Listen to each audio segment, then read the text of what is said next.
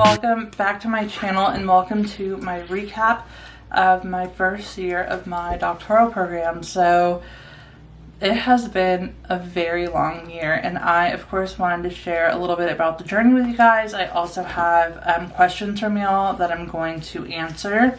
I would first like to apologize if I sound a little different or I'm unclear. So if you follow my plan with me, you may have seen that I have had a lot of dental work done, and so I actually had an extraction, and I have what's called a flipper in my mouth, and so it's essentially a retainer with a tooth on it, and I have to practice talking with it more, and so if things sound unclear or I sound different, that's why.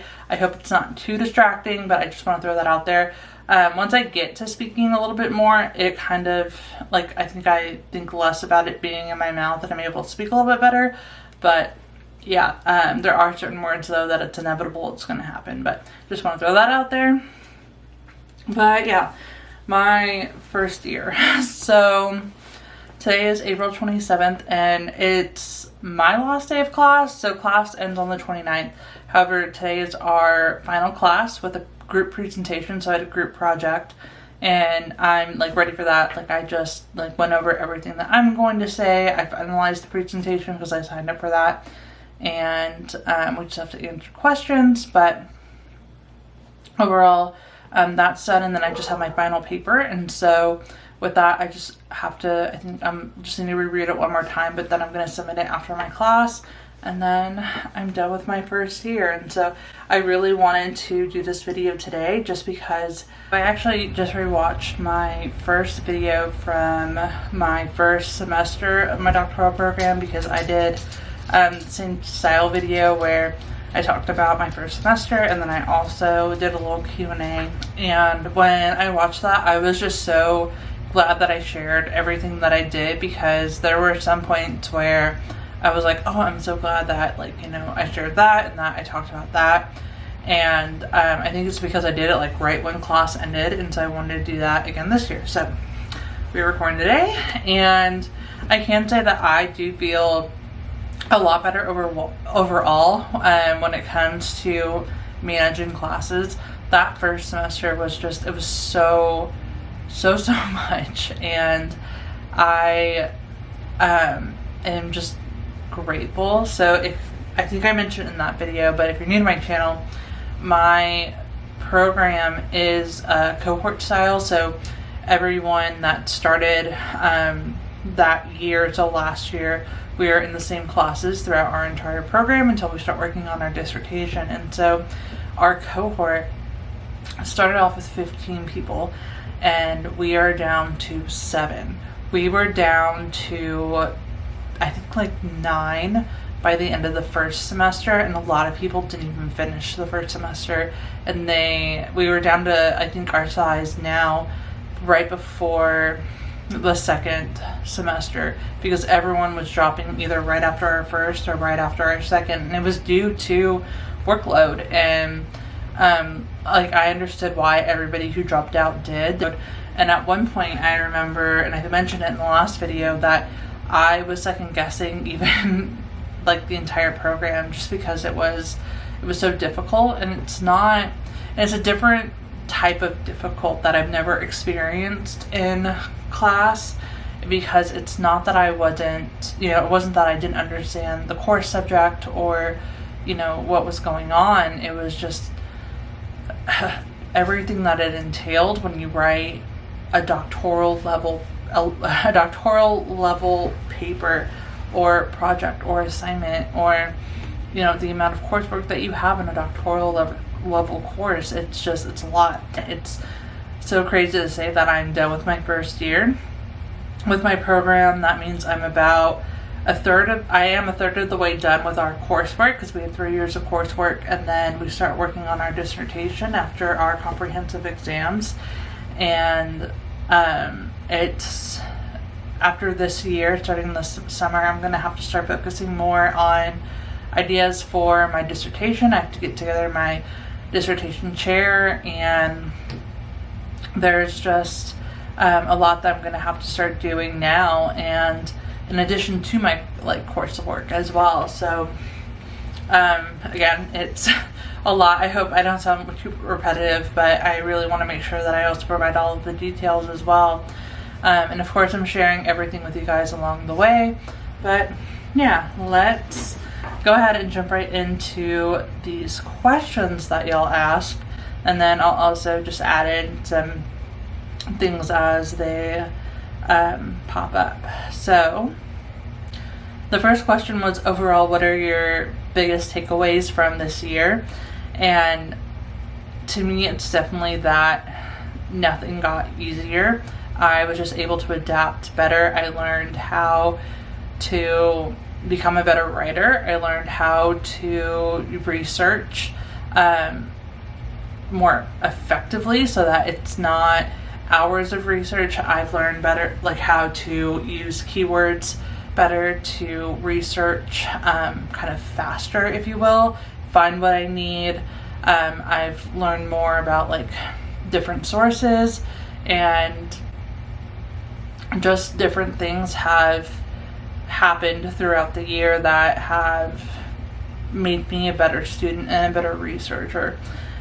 I also think that I've learned from experiences. So each semester, I think y'all saw in like my previous videos that I said, you know, I know I did this. Like when I first started my program, I was like, I'm not going out, I'm not taking breaks, I'm just going to study, and this is going to be my focus. And realistically, you cannot do that, and I mentioned that in my first video, and I'm so glad that I did. Like, you have to schedule breaks. You can't just be on all the time. I've learned throughout the program and with experience, like, I know I need to schedule breaks. I know I don't need to study all the time or read all the time. I know there's a lot to do, and I shouldn't put more pressure on myself than I need to accomplish everything. Because when you set realistic goals, realistic deadlines, it makes it a lot easier. Just being able to take breaks, enjoy time, celebrate milestones. That's the biggest thing. Celebrate every milestone, every win. That's something to remind yourself, because you do get imposter syndrome. You do get, you know, anxiety when there's just so much going on, because it's very overwhelming, and that's a hard truth, and that's why so many people drop out. So being able to celebrate your accomplishments and what you do and every step of the way that you're taking is very important. Best time management tips. So I kind of just went over it. Being realistic. So y'all see my plan with me every week. There are times where I say it every week, like, I'm going to leave this blank, I'm going to study here, I'm going to study here, and then I am saving this day so that I can do something. Or, for example, with everything going on with the wedding, I know, you know, this upcoming weekend, I had a plan ahead for being able to go and take a trip. And I know that I had to finish everything early. So just planning ahead is very important, and being realistic with what you can and can't do. I work 40 hours a week, and I'm a content creator. I know I can't read 40 plus hours a week. I have to be realistic and make deadlines that, like when I need to read something or I need to work on something that's due in the semester, I need to be reasonable with what I can and can't do. And also I need to make sure that I'm, you know, really just staying focused when I am studying. I think that's the biggest thing. When you don't give yourself breaks, when you don't, you know, when you say you're going to study here, but you know you're not going to be 100% into it, you're not focused, you're not really working on something. It's probably going to take even longer to accomplish what you need to accomplish. So there are days where I just know, like, I've had a really bad day at work. I'm so stressed out, like, I'm not going to be able to focus on my studies. So let me adapt, and I'm going to, you know, study on this day instead. And that's another reason too why when I plan study days, I also plan days to catch up on things if I don't get to them, or if I have to stay at work late, or just something happens, or I just make sure that in my schedule I have the time to be able to finish everything that I need to do, but also take it easy on myself because I don't want to make things harder than they need to be or that they are. Next question is, why did you decide to pursue a DBA? How will it benefit your career? So there are a few questions that are pretty similar to the ones that I answered in the first one, but I know there's a lot of new people, and I don't mind resharing it. So I decided to pursue a DBA because this has always been a goal of mine to get my doctorate. I do eventually would like to teach at a university level, and you need a doctoral level degree in order to do that. I think I really want to teach at like the master's level if I had to choose. And to me, this is like the ultimate goal. You know, once you get your PhD or your DBA or your EED, you're considered an expert in your field. And I really see why that is, because things are always changing, especially as an analytics major. So you're really taught the tools that you need to adapt to changes and research and conduct studies and, you know, determine for yourself what is going on in your particular field. So that is something that I just love to have, and then I think that's an asset to wherever I work, and that's something that I love, being able to use the research that I do, and I bring it to work and I can actually test it out and see if it works. And that's something that I love, is being able to apply my research into my role. And that's one of the many benefits of how will it impact my career. Do you wish you would have waited to start your program? No. So regardless of the stress, everything that I've said, I am so happy that I started when I did. And I'm so relieved, because life is only going to get more complicated, and I think it's always better to start anything early. Initially, I did want to just do my doctoral program towards like retirement, because that's when I planned on teaching. And then I just missed school, and I learned, you know, there's programs for people who work, and so that's why I went back once I found like the best program. And I still love my program so much.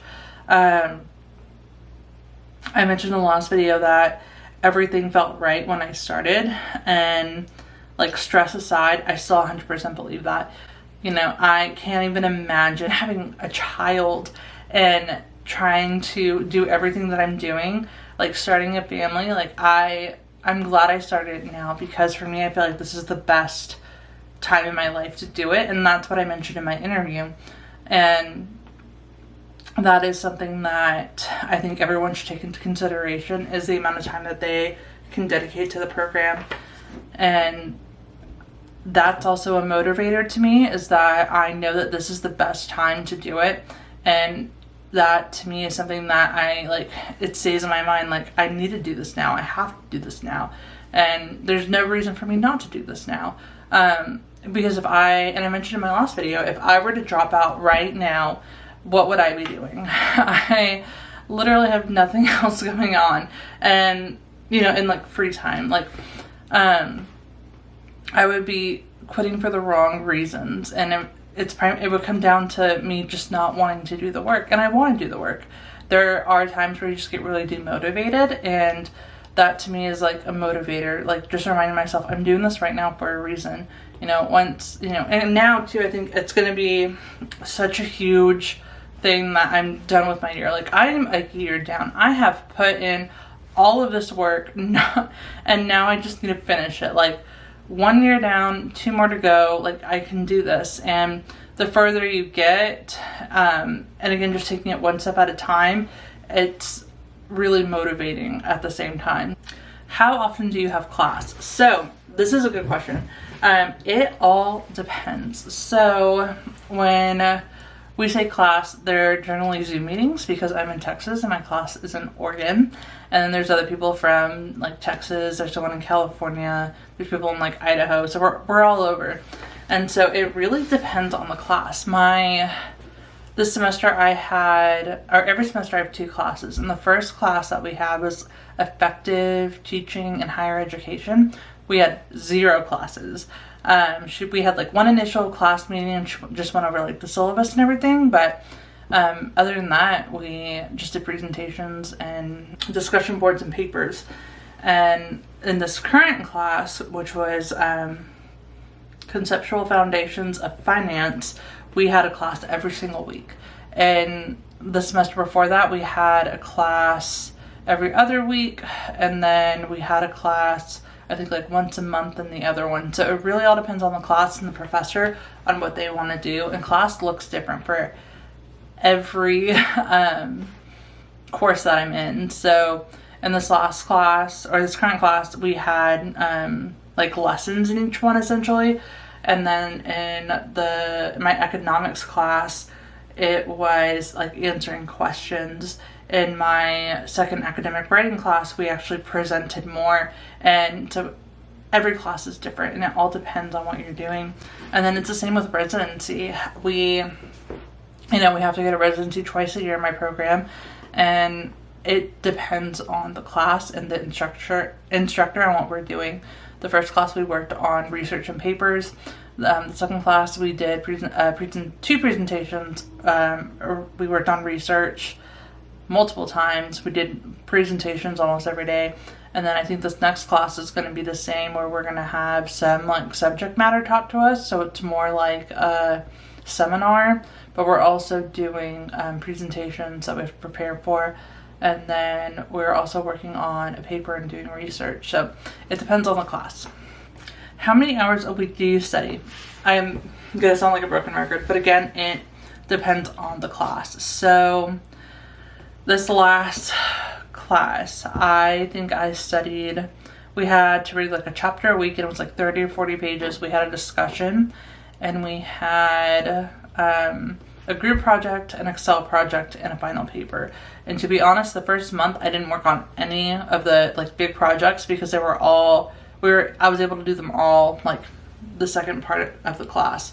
So in the first part of the this course, I think I studied 4 hours a week. That sounds right, like 4 hours a week.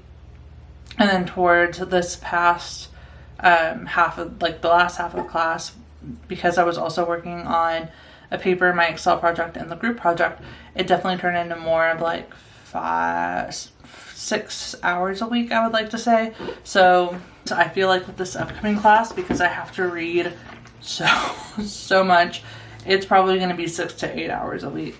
My second class in the program, the one that everyone started dropping after we had it, he put in the syllabus that we should carve out 15 to 20 hours of study time a week, and that was 1,000% true.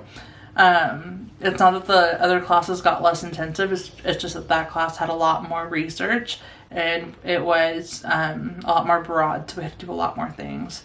But yeah. Have you started your dissertation? No. So I think I mentioned that. So I'm probably going to start formulating my board this upcoming semester, because we're going to discuss it more in residency, and this is, I think, when everybody suggested that you do it, is year 2. Because your first year, you're still like adjusting to everything. You're learning how to write. You're learning research methods. You're learning kind of like everything you need to like know.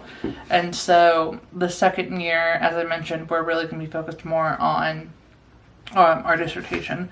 And so I'm going to share that journey, of course, with you guys. But as of right now, no, I do know like the topic area, and I have a few ideas. I've shared before that I got this really cute Dior notebook, and this is what I'm using for my dissertation. So I've already wrote down a few potential topics, and it's just things that come to mind, especially when, in these classes we are researching, and while it might be class specific, so while it might be finance specific or something, we still cross it with what we're studying. And so there's a lot of like research gaps that I like just write down, because you never know, and it could come in handy for the next class, or even for my comprehensive exams. So last question is, do you have information about your residency periods this year? I should have read these before I started doing the Q&As. Yes, I do. So residency this year is the first week of June and the first week of August. The classes that I am taking with my residency periods are what is this class called? Hold on. So the way our residencies work is that they're associated with a class. So this summer I am taking leading in organizations, and we are also taking qualitative research methods. And so our residency programs are tied to those classes. So my first residency will be about leading in organizations in that class. And then the second one will be on qualitative research. And so I'm assuming we're going to be doing a lot of research in that residency. So I have the information for my first class that's happening, the leading in organizations. And so I know we have a presentation in there. But until that other class starts, I'm not going to really know what's going on in that program. I can only assume, and I'm definitely assuming because it's a research-focused class that we're going to be doing a lot of research in residency, or at least a presentation on research in residency. Yeah. I love residency. That's something that I think is really nice to have in our program because you get to connect with others. And I think I mentioned in my last video, but I love like going to school, but you also get to present and you also get FaceTime, and I really love that component of this program. So I actually look forward to going to residency. Plus it's in my favorite state. So yeah, other than that, that is all of the questions and a little overview of my first year of my doctoral program. I overall just want to say that I know this video is probably already really long, but I am trying to share the ups and downs with you guys. It's just that when there are downs, it's very, like, I'm not motivated, and I think y'all might have seen that with my content in general. I know it happens. It's a lot because you get very overwhelmed with everything that you have to do, and imposter syndrome is real. I saw so many people talk about it prior to starting, and then I just learned like it happens, and then it happens, and sometimes you don't even realize that it's happening. But I am very grateful, and I'm very excited to be done with my first year and to start my second year in a few days. So yeah, if you are interested in going to get your PhD or DBA or EDD, I highly recommend it because it is very rewarding. It is such hard work, but that just makes it even more rewarding. And that's all I can think of too, is that final reward. And you bust your ass for this, and to me, it's worth it. Being able to say that I'm done with my first year after everything that I've been through, I feel like it's just a huge accomplishment in itself, and to me it's rewarding, and I've learned so much from it, and I am more motivated from it. So that's something that I recommend if you're just starting your doctoral program and you're to that point where you're about to have like your first breakdown. Just remember why you started and why you want this, and just let that be your guiding light, because that's your motivator. That's what's going to help you get through everything. And then again, just take it one step at a time. So yeah, other than that, that is going to be it for this video. If y'all have any questions, please feel free to let me know, and thank you guys so much for watching.